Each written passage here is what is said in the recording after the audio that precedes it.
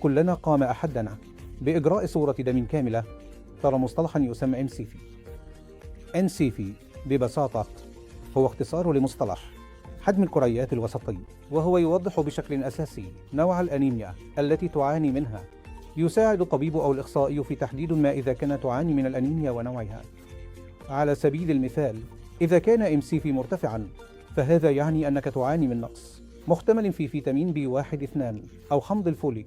من ناحية أخرى، إذا كان MCV منخفض فقد يشير إلى احتمال أنك تعاني من أنيميا نقص الحديد أو في بعض الأحيان حتى الثلاسيميا. في حالات نادرة يمكن أن يشير MCV أيضا إلى بعض الأمراض الخطيرة التي هي في الأساس سرطانات نخاع العظم، مثل متلازمة خلل التنسج النقوي. يعتبر MCV مهما للطبيب لتشخيص نوع الأنيميا لديك، وأيضا في بعض الحالات لتحديد ما إذا كان لديك أي نوع من سرطانات الدم.